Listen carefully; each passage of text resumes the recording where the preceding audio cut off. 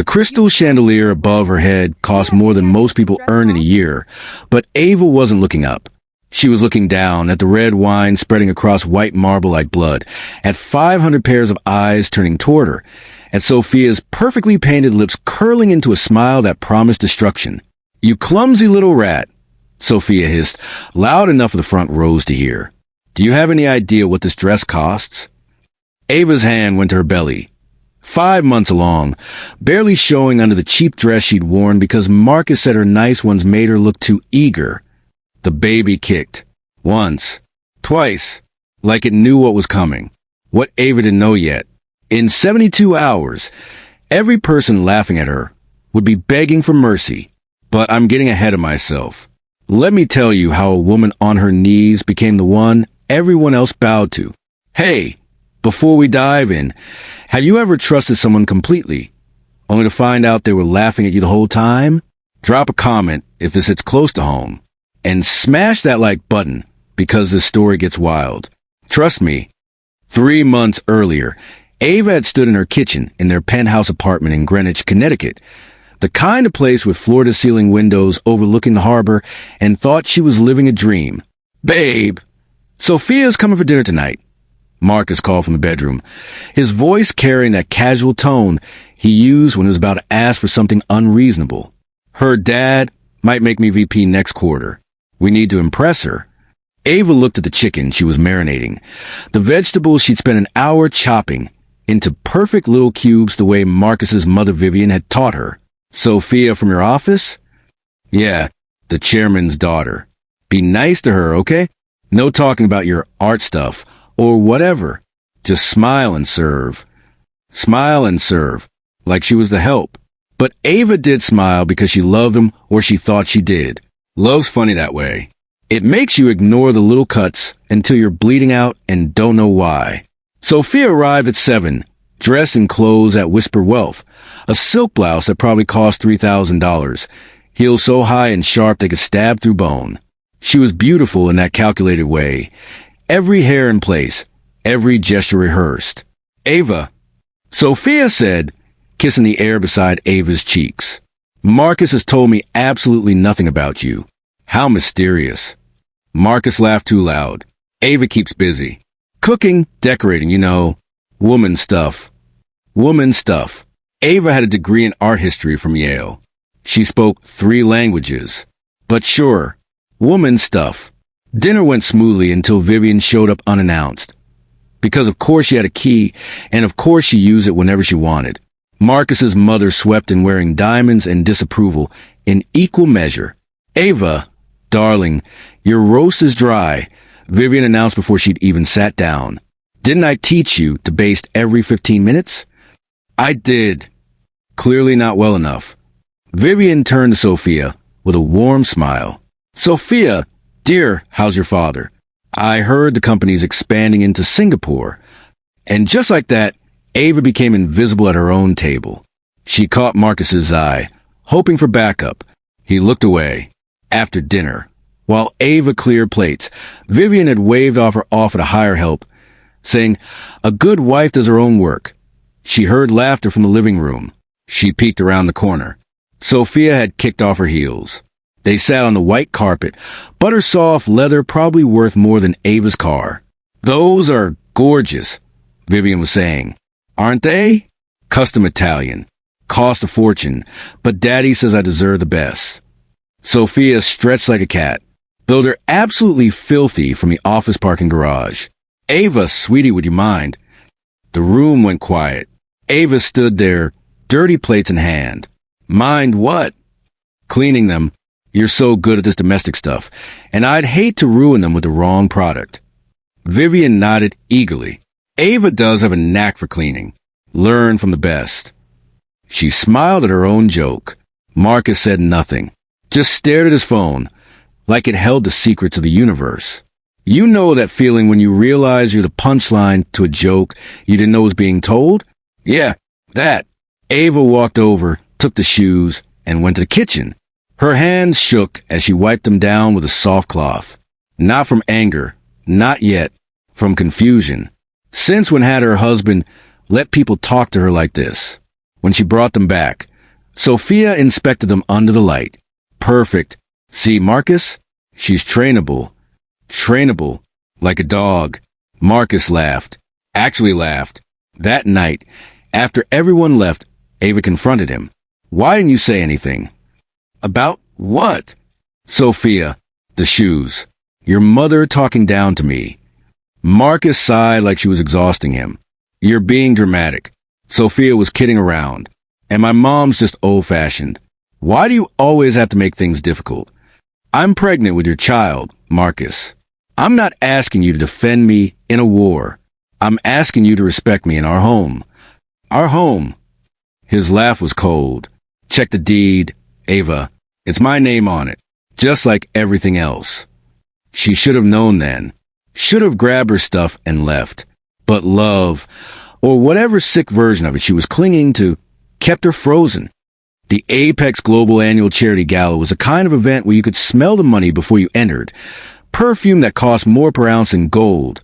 The scent of ambition and old family legacies mixing in the air. Ava had borrowed a dress from her sister Lila, who'd said, "It's vintage, so it's classy, but nobody will recognize the designer. Perfect for you." At the time, Ava thought it was sweet. Now she knows Lila had been laughing at her too. Marcus barely looked at her as they entered the ballroom at the Hartford Grand Hotel. His eyes scanned the crowd for Sophia. "Stay close," he muttered. "Don't embarrass me." Ava's hand rested on her belly. The baby was active tonight, rolling and kicking like it was trying to escape. She wished she could join it. She spotted Sophia across the room, wearing a dress that probably cost more than a car, holding court with executives and board members. Vivian stood beside her, whispering something that made Sophia laugh. "I'm going to get a drink," Ava said. Marcus didn't respond. He was already walking towards Sophia. At the bar, Ava ordered sparkling water, no alcohol for baby, and tried to ignore the way her borrowed dress pinched at the waist, the way her shoes were a half size too small because she couldn't afford new ones after Marcus had forgotten to transfer her monthly allowance. Again, Ava. She turned. Lila, her younger sister, rushed over in a stunning emerald gown, diamonds at her throat. Lila worked at Apex too, some vague consultant position that seemed to involve a lot of lunch meetings and very little actual work. "You look..." Lila paused, her eyes scanning Ava's outfit. "Comfortable. Thanks for the dress." "Of course. What are sisters for?" Lila's smile was bright and sharp. "Have you talked to Marcus's boss yet? I hear he's deciding on the VP position soon." "Why would I..." "Oh, sweetie." Lila's laugh tinkled like broken glass. "You really don't know, do you?" Before Ava could ask what she meant, someone bumped her from behind. Hard. Her sparkling water tipped, the glass slipping from her hand in slow motion. It fell, bounced once on the marble, and sent its contents splashing directly onto Sophia's white designer gown. The ballroom didn't actually go silent. That only happens in movies. But enough people stopped talking that Ava heard her own heartbeat, loud and panicked. As Sophia looked down at the spreading wet stain, then up at Ava with eyes like frozen lakes. "You stupid clumsy." Sophia's voice rose, drawing more attention. "Do you have any idea what this dress costs?" "I'm so sorry. Someone pushed me." "Pushed you?" Vivian appeared out of nowhere, her face twisted in theatrical horror. "Ava, how could you?" "It was an accident." "An accident?" Marcus was there now, his face red, and for a second Ava thought he'd defend her. "Ava, what the hell?" "Marcus, I didn't..." Sophia's hand shot up, silencing her. "Don't. Just don't." She turned to the growing crowd, her voice carrying across the ballroom. "This is Marcus's wife. The one I told you about, darling." She looked at Marcus with such intimacy that Ava's stomach twisted. The parasite who trapped him with a pregnancy. "Wait, what?" The room actually did go quiet then. Ava looked at Marcus. What is she talking about? He wouldn't meet her eyes. Sophia stepped closer, her ruined dress forgotten now, her voice dropping to a stage whisper everyone could still hear. "Did you actually think he loved you? He married you because you cried pregnancy and he panicked. But now he has real prospects. A real future. with someone on his level. Marcus. Ava's voice cracked. Tell her she's lying. Marcus looked at the floor, at the ceiling, at Sophia, anywhere but at his pregnant wife. Security, Sophia called out, snapping her fingers like Ava was trash to be removed. Please escort this woman out. She's clearly unstable and has ruined enough of our evening. No, Marcus, please. 2 security guards approached. Large men with blank faces and firm grips. Don't touch me, Ava said, but her voice was weak and her body was tired, and the baby was kicking so hard it hurt. Vivian's voice cut through. Take her out through the side exit. We don't need more of a scene. The guards took her arms, not rough, but not gentle either, as they pulled her toward the exit. The crowd parted like she was diseased. She saw their faces. Pity, disgust, amusement. Not one person stepped forward to help. But then, she straightened her spine, stopped fighting the guards for just a second, turned her head and locked eyes with Sophia, and smiled. Not a big smile. Not crazy or desperate. Just small. Calm. Almost pitying. Like she knew something they didn't. Sophia's triumph faltered for just a heartbeat. Her eyes narrowed. Were you? But Ava was already being pulled away, and the moment passed. In the shadows near the exit, unnoticed by almost everyone, stood a man in his 60s with silver hair and the kind of quiet authority that didn't need announcement. He wore a simple black suit, no flashy jewelry, but everything about him whispered power. He'd watched the entire spectacle with an expression of controlled fury. As Ava was escorted past, she didn't look at him, didn't acknowledge him, but her hand briefly touched her jacket pocket, fingers pressing against something inside, confirmation of something only she understood. The silver-haired man pulled out his phone, dialed a single number, and said just 2 words. She's ready. Then he hung up and disappeared into the crowd. They put her out the side exit into an alley where the rain was falling in sheets. Not romantic movie rain. Cold, harsh. The kind that soaked through clothes in seconds. Ava stood there, one hand on her belly, the other clutching her purse with a broken strap. Her phone buzzed. A text from Marcus. Don't come home tonight. I'll have your things sent somewhere. Not, I'm sorry. Not, let's talk. Just, don't come home. She looked up at the sky, rain mixing with tears she refused to cry, and whispered to the baby moving inside her. One more night, little one, then we stop pretending. Her phone buzzed again. Unknown number. Car waiting at the end of the alley. Come now. Ava should have been scared. Should have questioned it. Instead, she walked. At the end of the alley sat a black Mercedes. Engine running, back door open. The silver-haired man from the Gala sat inside, dry and patient. Ms. Thorne, he said, using her maiden name, the one nobody at the Gala knew. It's time. Ava climbed in, soaking wet, visibly pregnant, freshly humiliated. But as the door closed and the car pulled away from the alley, from the Gala, from the life she'd been living like a costume she was tired of wearing, she smiled. For real this time. Mitchell, she said to the driver, her voice steady and cold. How fast can we move? 72 hours, Ms. Thorne. Just like you planned. From her jacket pocket, she pulled out a small flash drive. On it, every document, every email, every recording she'd been collecting for 18 months, ever since she discovered Marcus's first affair and decided to find out exactly how deep the rot went. Turned out, all the way to the core. Then let's begin, Ava said, and as the car drove through the rain-slicked streets of Hartford, heading toward the private office where her real life waited, the one she kept hidden, the identity she'd buried to test if Marcus could love her for herself.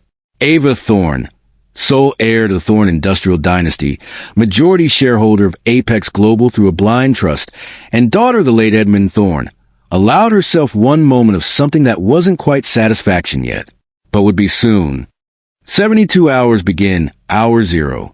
The car pulled up to a building Ava hadn't entered in 2 years. Thorne Tower, downtown Hartford. 40 stories of steel and glass that her father had built from nothing. Mitchell, her father's former chief of security and now her most trusted advisor, opened her door. Welcome home, Miss Thorne. The lobby was empty this late.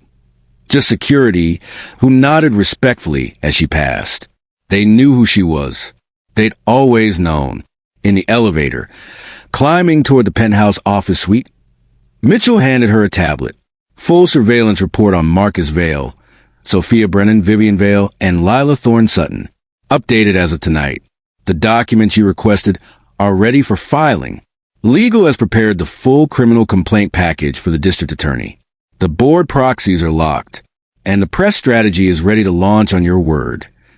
Ava scrolled through the files, her wet dress leaving puddles on the marble floor, her body exhausted but her mind diamond sharp. Sophia thinks her father runs Apex, Ava said softly. He runs operations, Mitchell corrected. You own it. And Marcus thinks marrying the chairman's daughter will make him VP. He thinks a lot of things that are about to stop being true. The elevator doors opened into the penthouse suite. Her father's old office, preserved exactly as he left it 4 years ago when a sudden heart attack had stolen him from her. She'd been 23, grieving, vulnerable, which is exactly when Marcus Vale, ambitious junior analyst, had swooped in with flowers and concern and promises. She wanted so badly to believe someone could love her for herself. Not her name, not her money, not her power. That she'd done the unthinkable. She'd hidden who she was. Created a fake identity, lived like a normal person, married him under her mother's maiden name, and waited to see how long it would take for the mask to slip. Turn out, about 8 months. Your father would be proud, Mitchell said quietly. He always said patience was the sharpest weapon. Ava touched her belly, felt the baby kick. Her son, the next Thornair. He also said power isn't loud, she replied. It's patient. She turned to Mitchell. Make the first call. I want Marcus's employment terminated by sunrise. Corporate espionage and breach of fiduciary duty. Full documentation. No wiggle room. Done. Sophia's next. Board meeting at noon tomorrow. Her father will be there. Make sure the evidence of her misuse of company resources is impossible to ignore. I want her stripped of executive access before lunch. Consider done. Vivian's accounts. Freeze everything traced to Apex funds. The condo, the cars, the yacht slip. I want her scrambling by breakfast. Mitchell smiled. It wasn't a nice smile. It'll be my pleasure. Ava looked out the floor-to-ceiling windows at the city below. The city her family had helped build. The city Marcus thought he'd conquered by marrying what he thought was a nobody. And Mitchell? Yes, Miss Thorne. Make sure every step is legal. Every document perfect. Every charge airtight. When this is over, I don't want them to say I was cruel. I want them to say I was right. Understood. As Mitchell left to begin the cascade, Ava sat in her father's chair, her chair now, and pulled out her phone. One last text to Marcus. Don't worry about sending my things. I won't need them where I'm going. Then she turned off the phone he'd given her, the one he'd probably tracked, the one connected to the fake life she'd been living, and turned on her real phone, the one connected to bank accounts with numbers that would make Marcus weep, the one that controlled the company he'd been trying to climb for 5 years, the one that made her the most powerful person he'd ever met. And he'd treated her like trash. 72 hours, Marcus. Tick-tock. Hour 12. Marcus woke up at 5 a.m. in the penthouse, in the bed he'd shared with Ava, though he'd already had the locks changed and her stuff moved to storage. He felt good. Better than good.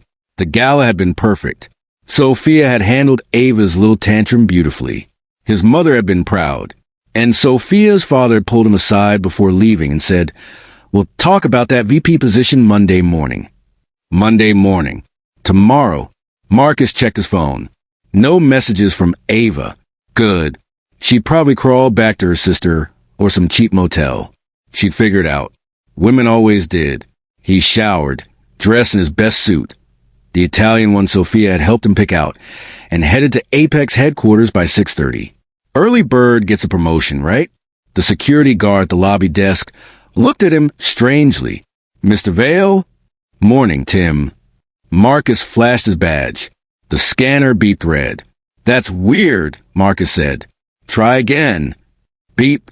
Red. "Sir, your badge has been deactivated." "That's impossible. I'm about to be VP. There must be... Mr. Vale? A woman's voice behind him. He turned. It was Janet from HR, flanked by 2 security officers he didn't recognize. We need you to come with us, please. What? Why? I have a meeting. Now, sir, you ever see your whole life fall apart in an elevator ride? Marcus was about to. They took him to a conference room on the 3rd floor, not the nice ones with the harbor views, but the interior ones they use for disciplinary meetings. Janet opened the folder. Mr. Vale, you're being terminated effective immediately for gross misconduct, breach of fiduciary duty, and corporate espionage. The room tilted. What? That's insane. I've done nothing. She slid documents across the table. Emails. His emails. To Sophia. Confidential strategy reports he'd shared with her to impress her. Client information he'd leaked to help her prep for meetings. Financial projections he'd forwarded from secured servers. All time-stamped. All traced. All documented with a kind of forensic detail that meant someone had been watching him for months. These communications constituted unauthorized disclosure of proprietary information, Janet continued, her voice bored, like she did this every day. You'll be escorted from the building immediately. Your personal effects will be mailed. Legal will contact you regarding potential criminal charges. Criminal? His voice cracked. You can't. I want to speak to Sophia. She'll clear this up. Her father, Ms. Brennan, is unavailable, and her father authorized his termination personally. The room went cold. Personally? Janet stood. Security will escort you out. Goodbye, Mr. Vale. They walked him through the lobby at 7:15 a.m., right as the morning shift was arriving. People he'd worked with for 5 years. People he'd bragged to about his upcoming promotion. They all watched as security confiscated his badge, his laptop, his access cards, and marched him to the street. His phone rang. Vivian. Marcus? What the hell is happening? The bank just froze my accounts. They're saying the yacht slip payment bounced. My condo fees are overdue. Marcus, fix this. Mom, I can't. I just got fired. Fired? How? You said Sophia. I don't know. Something's wrong. I need to call her. He hung up and dialed Sophia. Straight to voicemail. Called again. Voicemail. Texted. We need to talk. Something's wrong. 3 dots appeared. Then disappeared. Then, don't contact me again. Wait. What? He tried to call back. Number blocked. Marcus stood on the sidewalk outside Apex Global headquarters. The building he'd told everyone he'd conquer. The company he'd promised his mother he'd run someday. With a cardboard box of his desk photos and a severance packet that was insultingly thin. And for the first time in his life, Marcus Vale felt something he'd never felt before. Fear. Hour 24. Sophia Brennan had woken up angry. The gala dress was ruined. $12,000 down the drain because of that clumsy little nobody. But at least Ava was gone. Marcus had handled it. Daddy had been impressed with how she'd managed the situation. Everything was fine. She arrived at Apex at 9 a.m., stopped for her usual almond milk latte at the executive cafe, and headed to her corner office on the 20th floor. Her assistant, Kendra, looked pale. Ms. Brennan, your father wants to see you immediately. Tell him I'll be up after I check emails. He said immediately, and security is here. Sophia's coffee paused halfway to her lips. Security? 2 officers stood by her door. Ms. Brennan, please come with us. Excuse me. Emergency board meeting. 40th floor. Now. She wanted to argue. But these weren't regular security. These were the ones who reported directly to the board of directors. The elevator ride-up was silent. Sophia's mind raced. This was probably about the Ava incident. Maybe some shareholders had complained. She'd handle it. She always did. The 40th floor conference room was full. The entire board. Her father at the head of the table. His face granite. Sit down, Sophia. She sat, forcing confidence she didn't feel. Daddy, if this is about last night, it's about 18 months of misconduct. A voice from the end of the table. Gregory Sutton, the chief legal counsel, slid a folder toward her. misuse of company resources, unauthorized expenditures, conflict of interest, and my personal favorite, using your position to funnel gifts to Vivian Vale in exchange or influence over her son's access to confidential reports. The room spun. Inside the folder, receipts, emails, bank transfers, her company credit card paying for Vivian's condo, her cars, her jewelry, all documented, all traceable, all impossible to deny. This is a mistake, she whispered. No, her father said, and his voice was ice. The mistake was trusting you represented this family well. You embarrassed us. You endangered the company. And you used your position like a weapon against an employee's pregnant wife. Employee? Marcus is terminated this morning for corporate espionage facilitated by you. Sophia's breath caught. You fired Marcus? We fired the liability you created. Her father stood.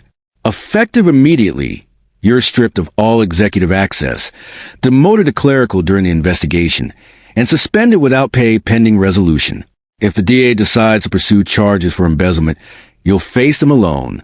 This family does not protect disgrace. Daddy, please. We're done. Security will escort you to a desk on the 3rd floor. Kendra will bring your personal items later. You will not speak to the press. You will not contact Marcus Vale. You will not embarrass this family further. Am I clear? Sophia couldn't speak, couldn't breathe. Her father walked out without looking back. Hour 36.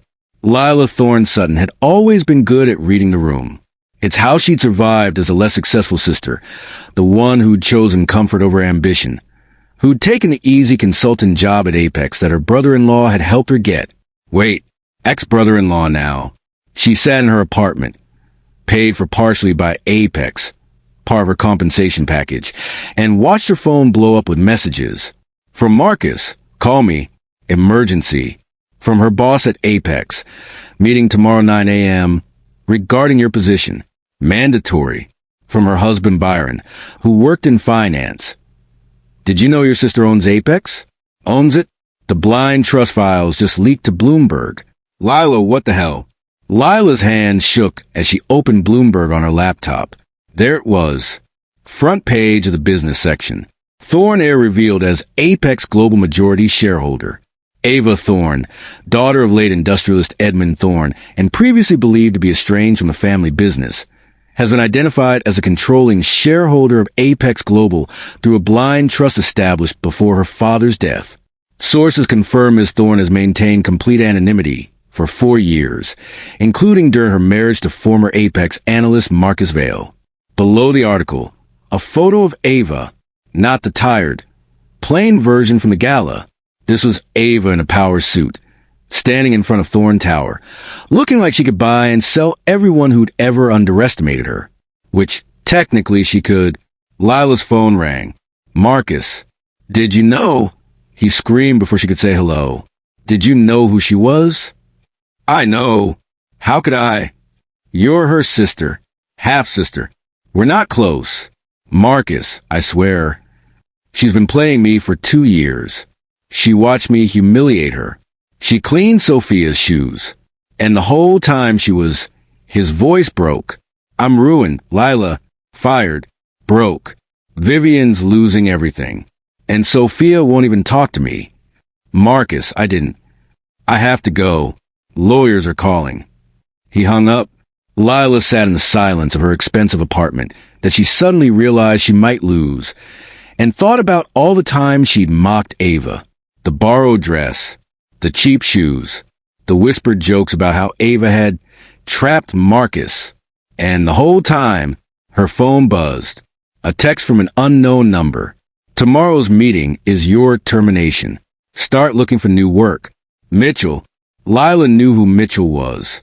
Everyone in the Thorne family knew Mitchell, which meant Ava knew everything. Had known. Had watched. Had planned. Hour 36 to 48. Marcus sat in the penthouse apartment, his apartment, the one he'd kicked Ava out of, surrounded by boxes he was supposed to be packing. The eviction notice had come that morning. Turns out the lease was in Ava's name, a name he'd never bothered to verify, because why would he? She was nobody, except she wasn't. His phone buzzed constantly. Debt collectors. His credit cards maxed out. His bank account frozen pending investigation into suspicious transfers. The car lease company wanted their Mercedes back by Friday. But Marcus wasn't panicking. Not yet, because Sophia would fix this. She had to. He'd left her 17 voicemails, texted 40 times, even tried calling her father's office, but they'd told him Mr. Brennan wasn't taking his calls. Temporary setback. That's all this was. He called Vivian for the 5th time that day. Marcus, they took my car this morning. His mother sobbed. Right out of the garage. They said the payments were made with fraudulent funds. I'm being investigated for embezzlement. How is this happening? Mom, calm down. Sophia's going to. Sophia blocked me. I tried calling her, and I'm blocked. Marcus, what did you do? I didn't do anything. This is Ava's fault. She's trying to. Ava? That mouse? She couldn't orchestrate a grocery list, let alone. She's Edmund Thorne's daughter, Mom. She owns Apex. She's been lying the whole time. Silence on the line. Then, you married Edmund Thorne's daughter and didn't know? How could I know? She never said anything. She lived like a normal person. Because you never asked, Marcus. Vivian's voice cracked. You never asked about her family, her background, her life before you. You just assumed she was beneath you and treated her like what? Like I taught you to treat people who don't matter. Vivian went quiet. And now we're both paying for it. She hung up. Marcus threw his phone across the room. It hit the wall and cracked. But he didn't care. This was fine. Everything was fine. Sophia loved him. She'd told him so just last week after they'd celebrated what they thought was Ava's final humiliation. He grabbed his laptop and checked the news. Bad idea. Every business site had the same story. Apex global scandal. Chairman's daughter implicated in corruption investigation. There were photos of Sophia being escorted by security. Her perfect face was blotchy from crying, her designer's suit wrinkled. And below that, former analyst Marcus Vale faces criminal charges for corporate espionage. His picture, his full name, his entire career history. They'd labeled him a criminal. Marcus laughed. Actually laughed, because if he didn't laugh, he'd scream. This is temporary, he said to his empty apartment. Sophia will call her lawyers. Her father will step in.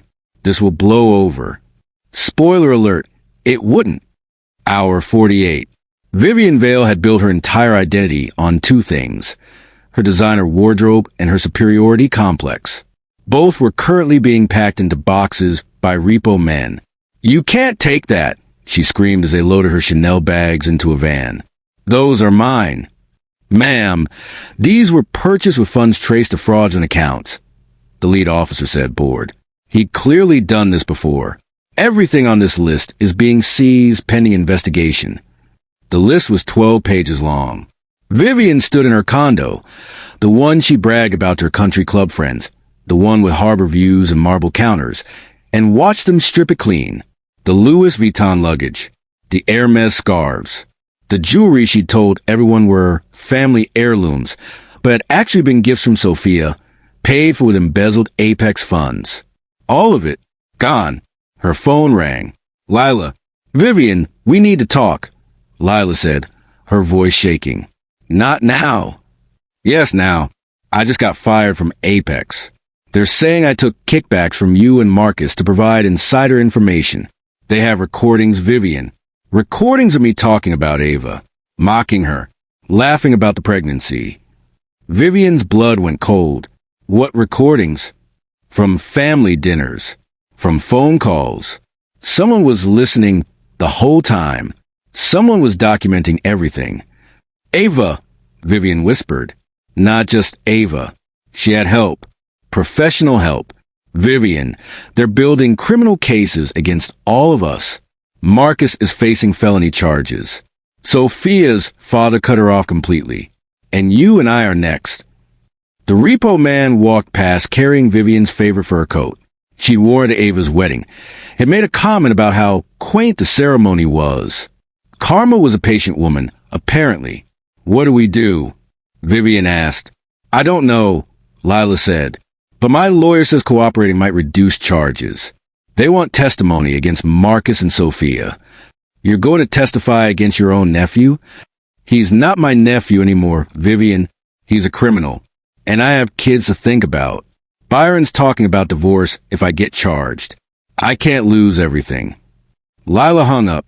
Vivian stood in her empty condo and realized something that should have been obvious years ago. She'd raised a monster. And monsters don't have loyalty. Hour 60. Sophia Brennan hadn't cried in public since she was 6 years old. She was crying now. The clerical position. Her father had demoted her to what was actually a windowless office in the basement with a computer from 2015 and a stack of filing that hadn't been touched since the 90s. She was supposed to alphabetize vendor contracts. Her, Sophia Brennan, Stanford MBA, chairman's daughter, filing. Her former assistant Kendra had walked past that morning and hadn't even made eye contact. At lunch, Sophia had gone to the executive cafe out of habit. The barista had looked at her sadly and said, I'm sorry, Ms. Brennan, but your account's been suspended. Cash only. She didn't have cash. She never needed cash. She'd walked back to the basement empty-handed and hungry. Her phone buzzed. Her father. Hope flared. Maybe. The text read, the townhouse is being sold. You have until Friday to remove your belongings. Your trust fund is frozen pending investigation. You'll receive a public defender if charges are filed. Don't call me again. Sophia stared at the message until the words blurred. Then she did something she'd sworn she'd never do. She called Marcus. He answered on the first ring. Sophia, thank God. I've been trying to reach you for days. Shut up. Her voice was dead. This is your fault. My fault? You're the one who... You leaked those documents to me. You brag about insider access. You made me think we were untouchable. We were supposed to be... Your father was supposed to protect us. My father? Sophia laughed, and it sounded like breaking glass. My father built his career on integrity. The second he saw evidence I'd compromised that, he cut me off like a tumor, because that's what I am to him now. A mistake to be excised. Sophia, we can fix this. Together, if we just... There is no together, Marcus. There never was. You were a stepping stone. A useful idiot I could control. And I was your ticket to the top. Neither of us loved each other. We just loved what we thought we could take. That's not true, isn't it? She could hear him breathing on the other end. Could practically see him scrambling for words. I'm done, Marcus. Don't call me again. Don't text me. If subpoenas come, I'm telling them everything. Every document you gave me. Every lie you told. Every corner we cut. I'm saving myself and you're going down alone. She hung up, sat in her basement office, and cried until there was nothing left. Hour 66. Marcus sat on the floor of his empty apartment. All the furniture had been repossessed, and stared at his cracked phone. Sophia had betrayed him. His mother blamed him. Lila was cooperating with investigators. And Ava was everywhere. Her face was on every news site, not as a victim, as a titan. Ava Thor announced his return to Apex Global Leadership. Thornair to chair emergency shareholder meeting. Sources. Criminal referrals filed an Apex corruption scandal. He'd underestimated her. They all had. The woman who cleaned Sophia's shoes owned the shoes. And the floor. And the building. His phone buzzed. Unknown number. Against his better judgment, he answered. Mr. Vale? A professional voice. Female. This is Jennifer Park from the district attorney's office. We'd like you to come in for questioning regarding charges of corporate espionage, theft of trade secrets, and conspiracy to commit fraud. You have the right to legal representation. I didn't do anything illegal, Marcus said, but his voice was weak. Sir, we have documentation of 47 instances of unauthorized disclosure of proprietary information to Sophia Brennan between March 2024 and January 2026. We have emails, server logs, and witness testimony. If you'd like to cooperate, we can discuss a plea arrangement. I want to talk to Ava. Silence on the line. Then I'm sorry. Ava Thorne. I want to talk to her. This is between us. If she just... Mr. Vale, Miss Thorne is not involved in the criminal investigation. She's the victim and the reporting party. There is no between you. There's you facing felony charges and her preparing to testify if this goes to trial. She set me up. She lied about who she was. She used a legal name, lived within her means, and documented your crimes as they occurred. None of that is illegal, Mr. Vale. What you did, however, is... The call ended. Marcus sat in the silence and finally, let himself feel the full weight of what he'd done. Not the corporate espionage, not the affairs, not the cruelty, but the fundamental, arrogant assumption that had destroyed him. He'd thought Ava was nothing, and she let him think it, while building the cage he was now trapped in. Hour 72, the Apex Global Emergency Shareholder Meeting, was called for Thursday at noon. It was broadcast internally and, due to a technical leak that was absolutely intentional, streamed to every major business news network. The conference room on the 40th floor was packed. Board members, major shareholders, executives who'd survived the purge, press in the back, cameras rolling, and at the head of the table, in her father's chair, her chair now, sat Ava Thorne. She wore a navy suit that was perfectly tailored but not flashy. Her hair was pulled back simply. No jewelry except her father's watch. She looked calm, controlled, powerful, and 5 months pregnant. "Good afternoon," she said, her voice carrying easily through the room. "My name is Ava Thorne.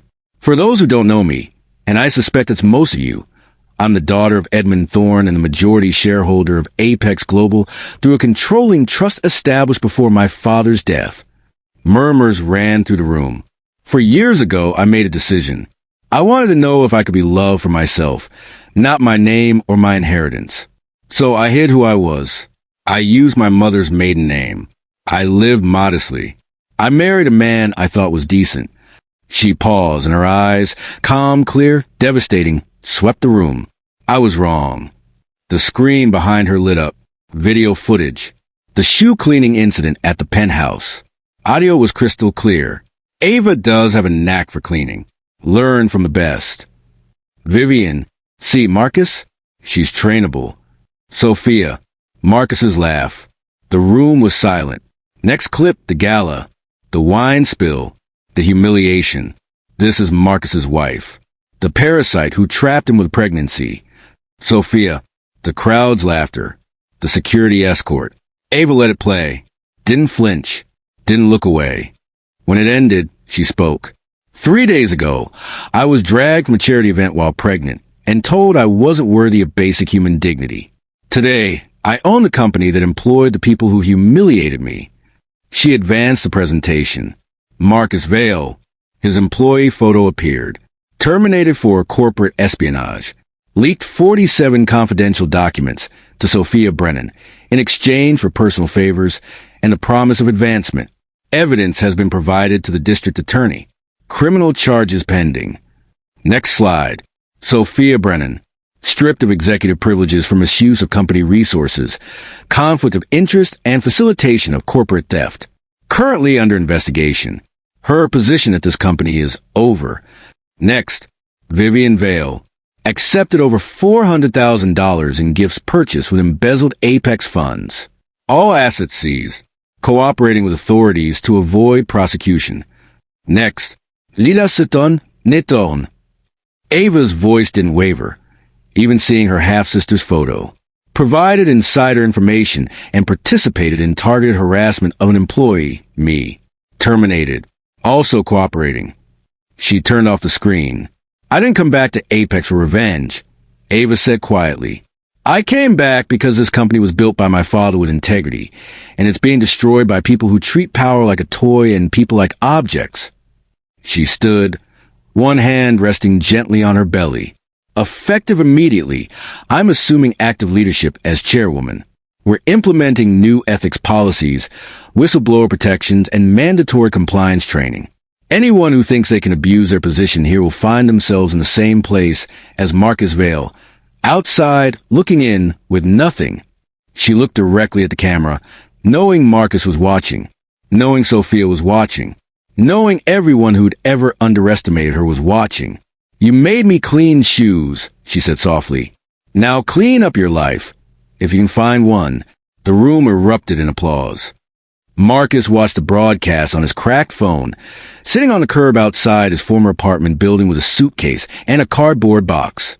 The landlord had changed the locks that morning. He had nowhere to go.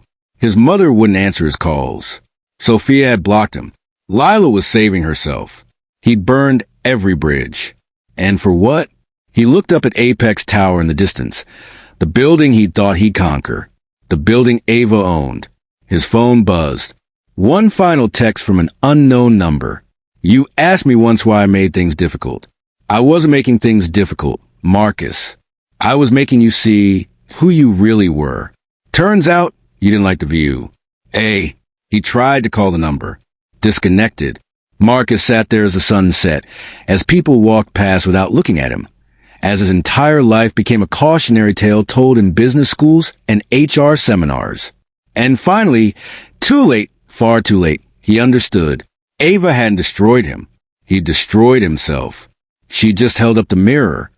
6 months later, Ava stood in the chairwoman's office, her father's office, now truly hers, with her son sleeping against her shoulder. Theodore Edmund Thorne, 6 weeks old. Perfect. Mitchell knocked softly and entered. The sentencing came through. Vale got 18 months, eligible for parole in 9. Sophia got probation and community service. Her father's lawyers worked miracles. Vivian and Lila avoided charges by cooperating. Ava nodded, looking out over the city. And the restructuring? Complete. Employee satisfaction is up 40%. We've had 0 ethics complaints since the new policies went into effect. The board is fully behind you. Good. Mitchell smiled. Your father would be proud, you know. He always said power isn't loud. It's patient, Ava finished.